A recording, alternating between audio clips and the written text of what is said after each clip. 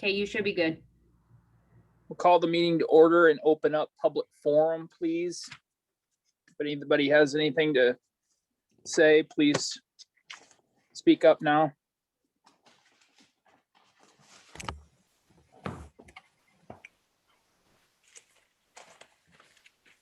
Doesn't look like we have anyone from the public in attendance. Okay, so we'll close the public forum portion and move on to the regular agenda with the approval of the March 10, 2021 minutes. Anybody have any discussion on this or additions, subtractions, edits? Move approval. I would second that. This is Bob. Okay, all those in favor of approving the minutes from March 10th, 2021, say aye. Aye. Aye. Opposed? The ayes have it and the minutes are approved. Item number 2 is the Luxair report. I'm assuming everybody looked through the documents that Steve provided for us. Steve, if you want to come on and start talking about your report, that'd be great. Alrighty. So for the March operations, obviously increased quite a bit from February with the weather not being quite as terrible. And let's see, we got some work done on the T2, which was the most severely damaged. We've got all of those hangars now available.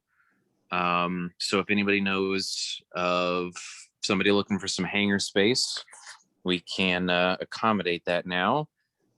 So the construction for the hangars that were actually knocked down, which is P1 and 2, I believe where we're at with that is that we got approval on the designs.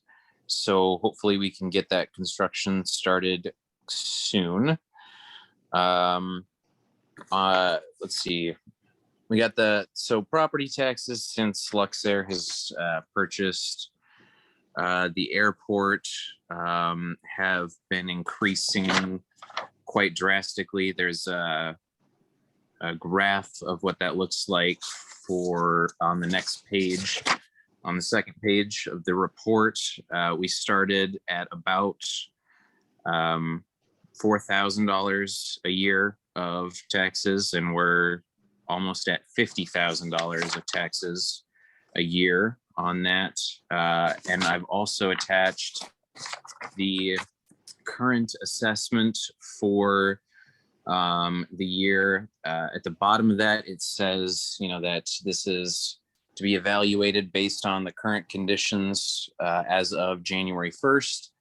And so at that time, there was still substantial derecho damage. We had half of T2 that was still unusable, and the northernmost hangar, which was designated M1, aren't usable for aircraft storage, but they were still assessed at their full value, which is something that we're hoping that the city is going to be able to assist us in getting that changed,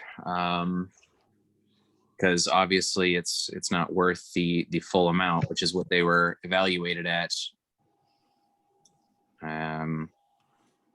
So yeah, we're just hoping to get that to reflect the actual state that they were in as of January 1st. Some events that hopefully we're going to be having at the airport is on May 16th, the Civil Air Patrol is going to be having an open house, doing some recruiting.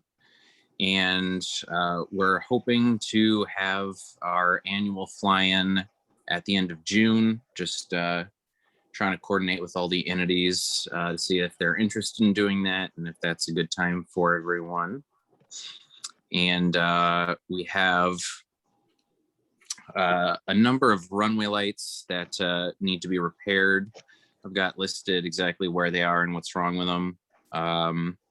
I think it was 5 lights total that needs some repairs. One of those, I believe, was still left over from derecho damage, and we were just waiting on parts.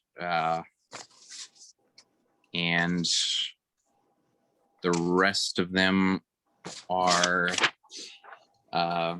newly out of service. Hopefully that can get taken care of rather quickly. And then I've got the number of gallons sold over the past about 2 years. Obviously the runway closure for 9 months caused a substantial decrease in the amount of fuel that we were able to sell during that period.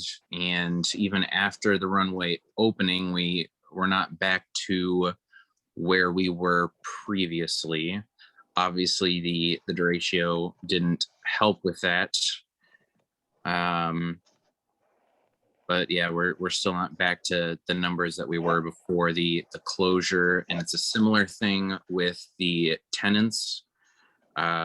We lost once it was clear that it wasn't just going to be the 2 months for the runway closure that we were initially expecting. We had a substantial amount of people leaving. We lost about 30% of our tenants. A number of those came back when the runway opened, but then we lost additional ones from the derecho and just having less hangar spaces available. Now we have as many hangar spaces, or most of the hangar spaces are once again available, but we do not have tenants for all of them yet. And the final page just gives the breakdown of the numbers that are in all of those graphs. And I believe that's about it. If anybody has some questions. Well, I just want to make a comment because I've been kind of a pain about these reports, but I think this one is excellent. This one, everyone that put the work into this, Steve, this is kind of what I was looking for, and I just want to say thanks for what you put together in this report. All right, thank you. Agreed. Yeah, I think it was very comprehensive. I do have one question, and that is regarding the taxes. Has there been any increase in the assets or total assets out there with respect to your property? Yeah, so I believe since Luxair purchased it, we did build the new FBO and the maintenance hangar. So those are additions to it. However, the majority of that increase is part of it is that for a time, the taxiways and some of the land was designated, I think, as like public use, and it wasn't being taxed for a year or two, and then that changed. So all of the taxiways around the hangars and the portion of the tarmac that is owned by Luxair is now being taxed at the commercial rates. And I think some of that stuff, like from 2018 to 2019, there weren't any new buildings, so that increase was just a general increase in the taxes. There wasn't any change in the number of assets. Okay, thank you. Steve, I thought that that land got reclassified from agriculture to industrial or something like that. Wasn't that some part of it? That happened prior to us owning it. The taxes there in 2014 and 2015, the property was being classed as commercial at that point, despite the fact that there are limitations on it, that anything built there has to be airport related, but we're still being taxed at the full commercial rates.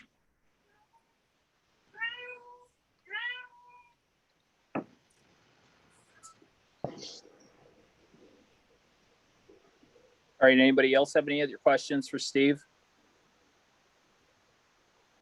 Okay, we'll move on. Thanks, Steve. Appreciate it.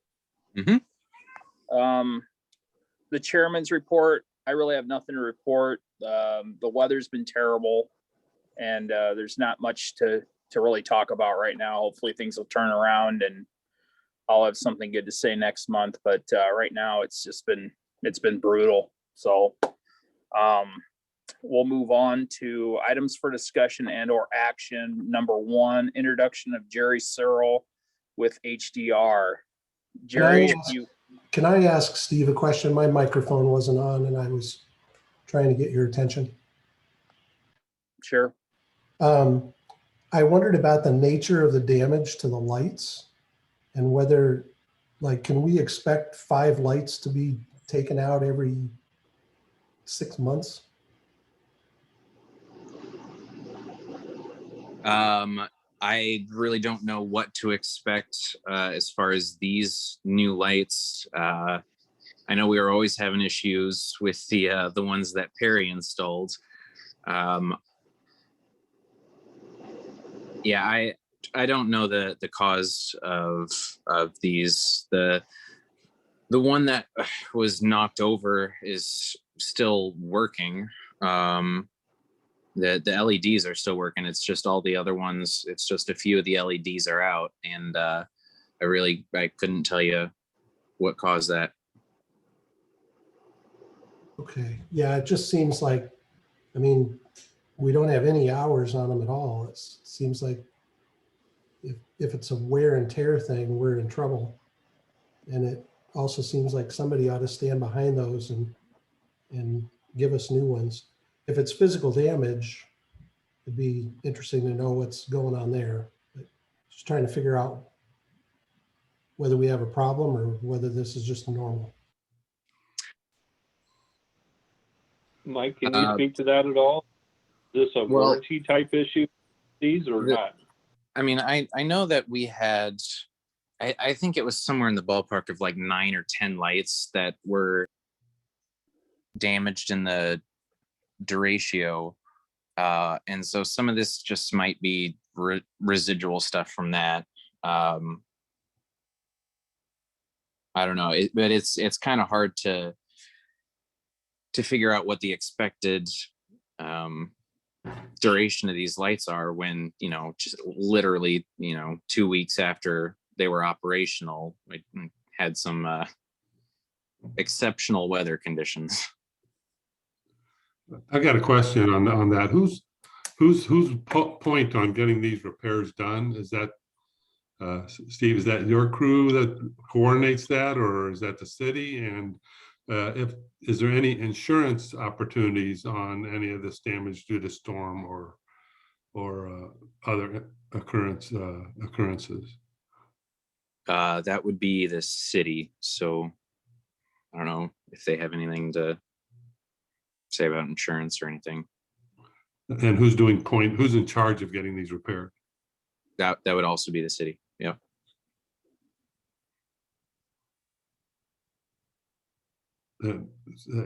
Tom or Mike, do you have somebody Mike, working you on want to that? comment on that? I would have to look at the lease agreement. I honestly don't know who is. And if there would be any insurance opportunities, could you maybe look into that? Yeah, I can look into it. If that's agreeable with the chair. That's agreeable. I know that it's not anybody that's actively like going off the runway or anything like that. This is at the most, it's act of God type stuff, failure. It's nothing. There's nobody that's liable here in any of the damages. So I don't know what to tell you. Well, I didn't know if storm damage was a covered peril for the lights. Yeah, possibly. But It is, and I think we've got those on our claim with ICAP, Mike. That's Mike Goldberg, not Mike Barkalow. So they'd be eligible for it. We just have a lot of things that we're trying to fix, so it'll take a little time to get to them. As far as keeping them operational, light bulbs, things like that, that's generally the responsibility of the FBO. But if it's a capital improvement, like a light stand needs to be replaced or something like that, or one's damaged and needs to be taken care of, that would fall to us. Okay, I'm just trying to make sure somebody's got it on their radar and working coordinatively on this, since it's all kind of new to all of us.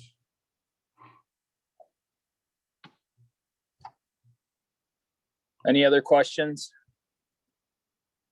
Okay. Again, let's move on to the introduction of Jerry Searle with HDR. Jerry, you want to jump in here? Sure. Thanks for the opportunity to work with this group over the next period of time as we look at various concerns and issues on the airport, and as we address current concerns, and then we'll look certainly at future opportunities as well. So just to give you a little bit of background, I've been involved with airports for over nearly 40 years, and mostly on general aviation airports within the state of Iowa, going from places like Keokuk to in the southeast to the new Sioux County Regional Airport in the northwest, and approximately 50 airports in Iowa, and a couple in Missouri as well. So we have a scope of work. The city has approved our task order to proceed forward. So we'll be summarizing existing conditions and understanding the current parameters in which the airport currently operates. It's a rather unique airport. It's kind of a hybrid airport.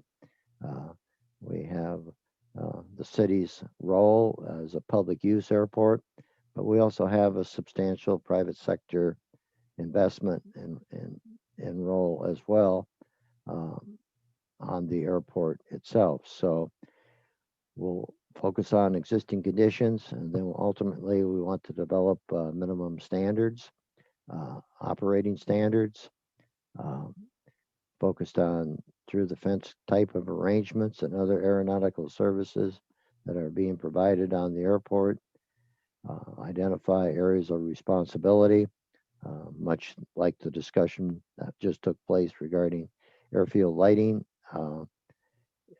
issues, and then ultimately looking at and addressing right sizing the airport to make this airport an airport that serves the community, has an extensive airport service area that goes beyond the city of Marion, obviously, but to move in the direction where the airport is as self-sustaining as is reasonable, and accommodates aeronautical demand,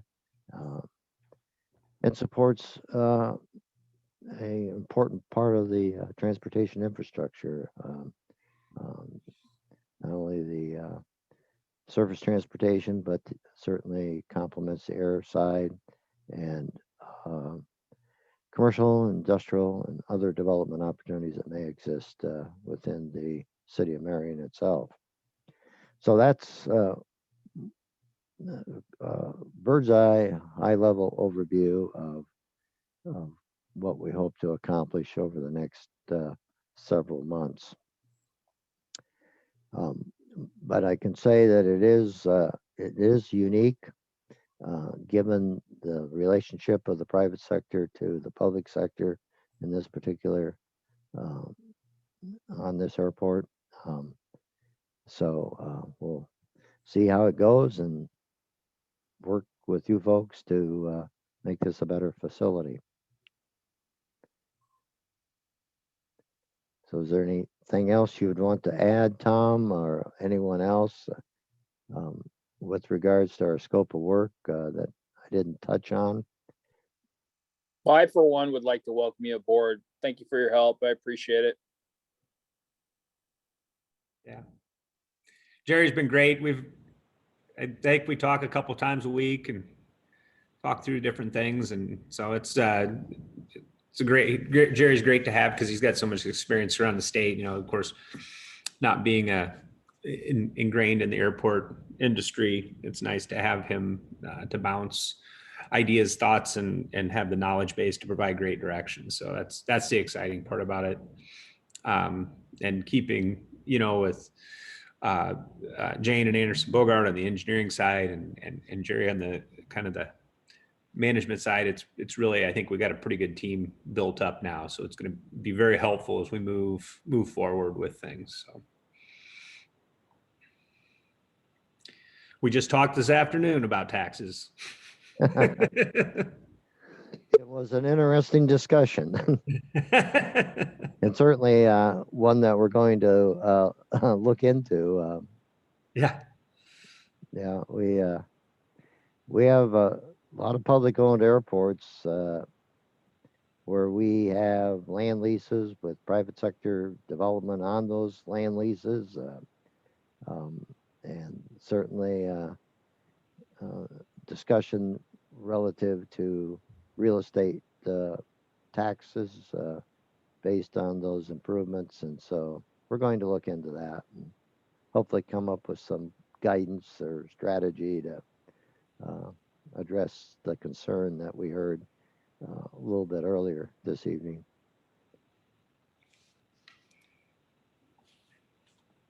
Well, I want to second what Tim and Tom said. So Jerry, thank you and welcome aboard to the team. We were grateful to have you.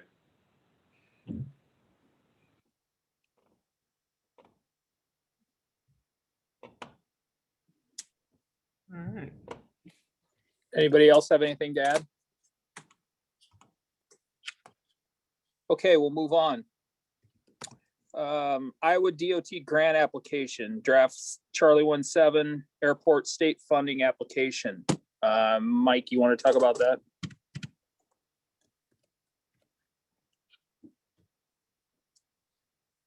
You're muted, Mike. So there should be a draft in your council packet. We have Jane working on putting that together. So I'll let Jane answer any questions anybody has, but those were the two that the committee gave direction to apply for at the last meeting.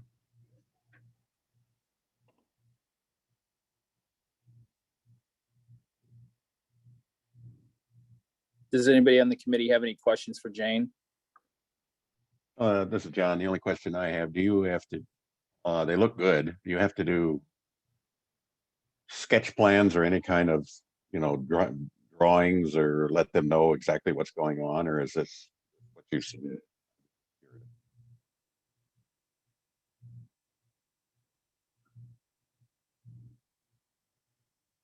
You're muted, Jane.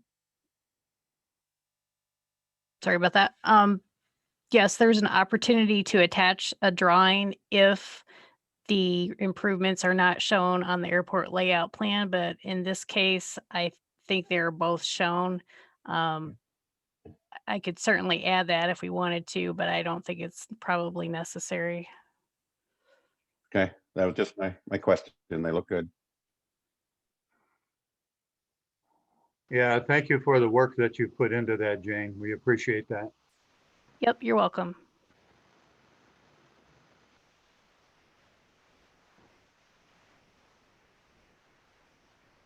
Anybody else? Anything to ask Jane? This is the final, they go to council for final approval, or what's the next step on these?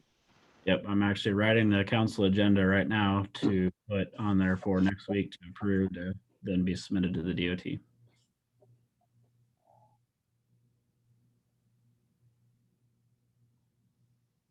So do we need a motion to go forward, or has that already been done? It wouldn't hurt. I mean, you guys technically gave us direction prior to do these two, but if you want to approve the application that Jane's put together, you can do that.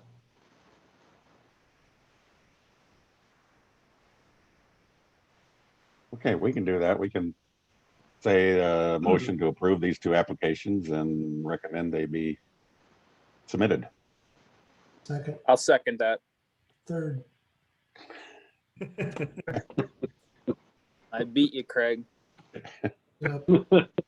It's the Zoom delay. So, motion on the floor is to approve the application for the DOT grants. All those in favor say aye. Aye. Aye. Aye. Opposed? The ayes have it, and we approve the application for the DOT grants. Moving on. Number 3, the approval of the instrument flight procedure proposal from Hughes Aerospace. Do we have any discussion on this, or do we go right to approval of this proposal? So what I gave you was basically the same thing that was emailed right prior to the previous meeting. So this gave you a little more time to look at it. I know Mr. Reardon looked at it in depth, and legal is also reviewing it. So there's some minor tweaks that'll occur to it, but wanted to make sure as big picture, is that what you guys want, or are there modifications that I need to negotiate with Hughes?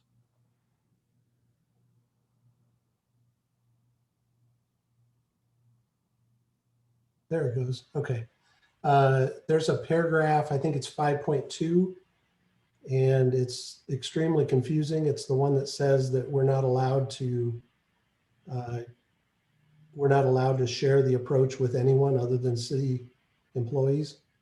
And that actually doesn't belong in there at all. It just needs to be struck.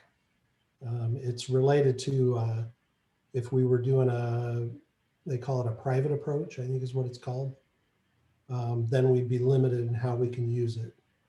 But this is a public approach, and so that whole paragraph needs to be struck. And then you have my other little changes, which are all just fixing the flaws in their template. Did you originally have 5.2 stricken then, or is that an add to what? I didn't have it struck because I didn't understand it at all.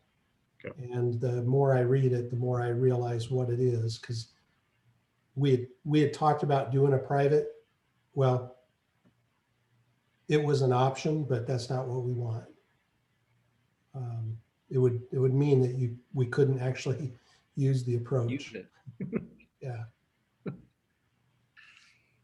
I don't think we want to pay all that money not to be able to use it. Yeah, Hughes won't object to that. That's just a oversight on their part to include that. Okay.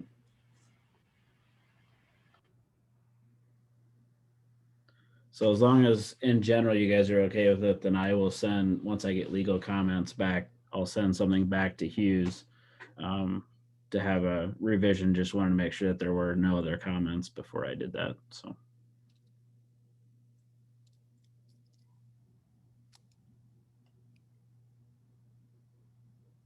Basically the guys on the subcommittee, if all the pieces are in there that you were looking for in the scope attachment with it.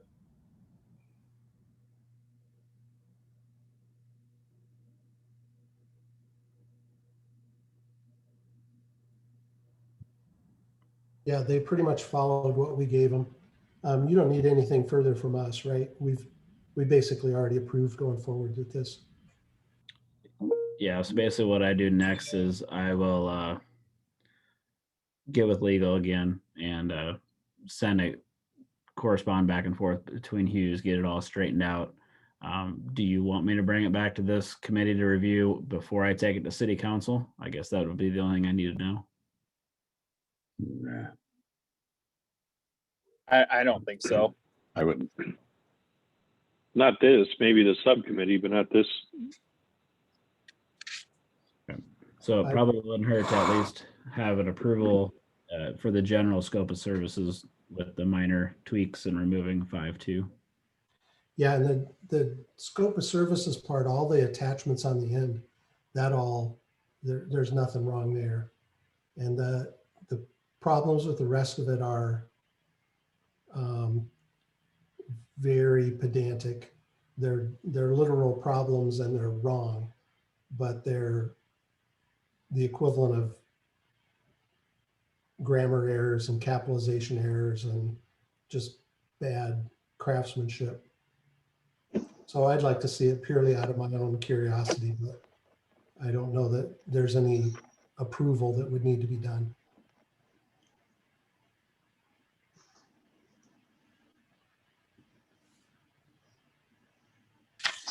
Craig, just for my own benefit, I'm looking at this, at the document, and I'm just not finding that 5.2 section that you're referencing. What page is that on? And I'm looking at the document that was part of our committee packet here for tonight.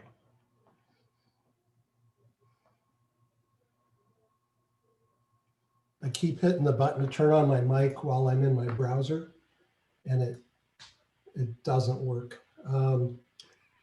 It's 5C. I'm sorry, I called it the wrong thing. Oh, okay, thank you. I appreciate that. Thanks.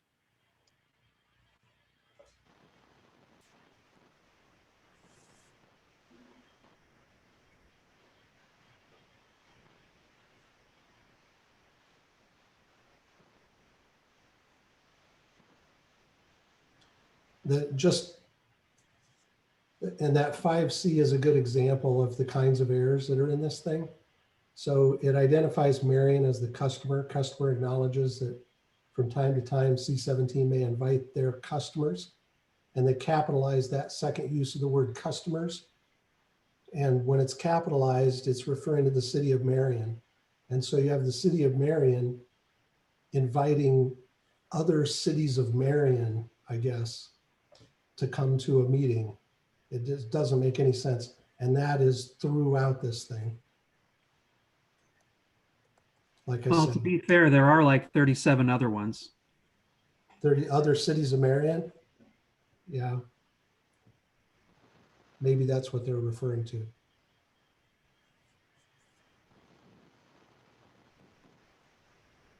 That's all I have. I think it's good to go.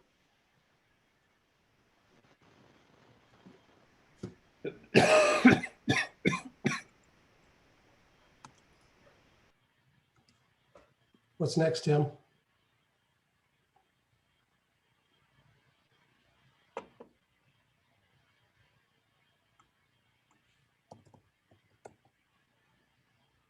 Sorry, the last item on the list is land donation update.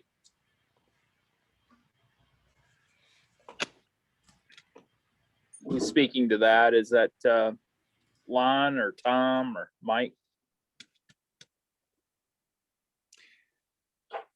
I can speak to it briefly. We've had initial conversations internally, and there's not a huge update for this. So we're kind of working through some questions that we have, and we'll be getting back to Luxair hopefully in the next couple of weeks to kind of discuss some alternative items within the land donation, get some a little more clarity on some things. So it's mostly legal language type stuff. Well, there's just consequences to the land donation, and we just want to fully understand them. We're trying to work through this tax issue. If there's alternatives, and then understand what the cost of the city is by accepting the donation. So there's just we got to walk through the items. it creates some land formations within the donation where we have an island of privately held ground surrounded by city property.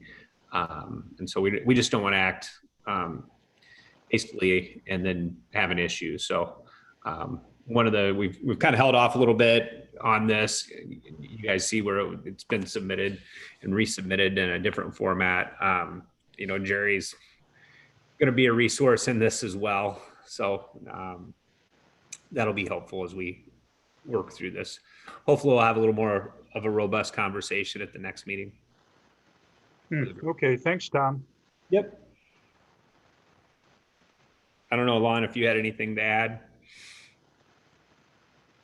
No, just that it's one of the early projects for us that we have to be able to work through because it has a lot of implications. The ALP that we have right now was built around the boundaries of the property that the city currently owns and contemplates buying more for, taxiways and things, but there's parcels included in this or land area included in this that's not in the ALP. So it drives that. And as we start thinking about the economic impact of or doing an economic impact study of the airport and what type of investment that justifies, where you start and where you start with as the municipal assets really changes the picture for the economics of it moving forward. So we want to take some time and just look into it, lean on Jerry's expertise to come up with ideas for what he has seen work in other airports, and then have a more robust discussion with the committee at the next meeting.